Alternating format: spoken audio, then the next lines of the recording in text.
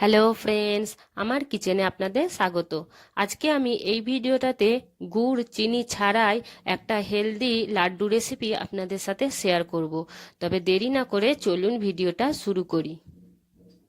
এখানে আমি কিছু খেজুর নিয়ে নিয়েছি। এই খেজুরগুলোকে মধ্যিখান থেকে কেটে আমি দানাগুলো বার করে নিয়েছি।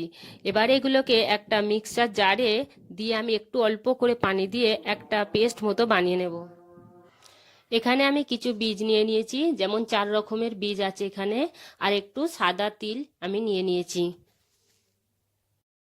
এদিকে আমি একটা তাওয়া নিয়ে নিয়েছি, তাওয়াতে একটু কাঠবাদাম ছোট ছোট করে টুকরো করে কেটে নিয়েছি, একটু কাজু বাদামকে টুকরো করে কেটে নিয়েছি, আর একটু পোস্ত দানা নিয়েছি, আর কিছু যে আমি বীজগুলো নিয়েছিলাম সেগুলো মিশিয়ে দিলাম। আর এখানে 3-4 চামচ মতো আমি দেশি ঘি আমি এতে দিয়ে একটু স্লো আঁচে, একদম ধীরে আঁচে আমি এগুলোকে একটু ভাজা ভাজা করে নেব।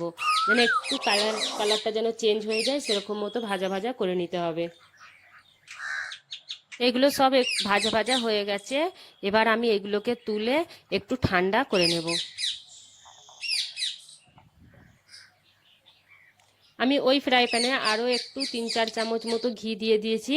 ওতে যে আমি একটু পানি দিয়ে খেজুরগুলোকে পেস্ট করে রেখেছিলাম, ওই খেজুরের পেস্টটা ভালোভাবে একটুখানি ভাজা ভাজা মতো করে নেব, যাতে করে ওই পানি যে দিয়েছিলাম তাতে করে যেন লাড্ডুগুলো না খারাপ হয়ে যায়, সেই কারণে একটু পানিটা ভালো করে শুকিয়ে নিতে হবে। তো এইভাবে একটু আমি ভেজে নিচ্ছি। খেজুরের পেস্টটা প্রায় ভাজা ভাজা হয়ে গেছে, দেখুন এখানে একদম কালার চেঞ্জ হয়ে গেছে, শুকনো মতো হয়ে গেছে।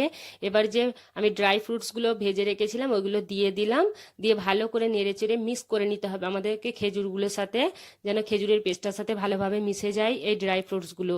মিশে যাওয়ার পরে এটাকে আমি ঠান্ডা করে নিয়েছি। এবার আমি লাড্ডু বানিয়ে নেবো এগুলোকে। আমাদের নাড়ু একদম রেডি হয়ে গেছে। বন্ধুরা, যদি ভিডিওটা ভালো লেগে থাকে তাহলে লাইক, কমেন্ট, শেয়ার আর সাবস্ক্রাইব করতে মোটেও ভুলবেন না। ভিডিওটা দেখার জন্য অনেক অনেক ধন্যবাদ।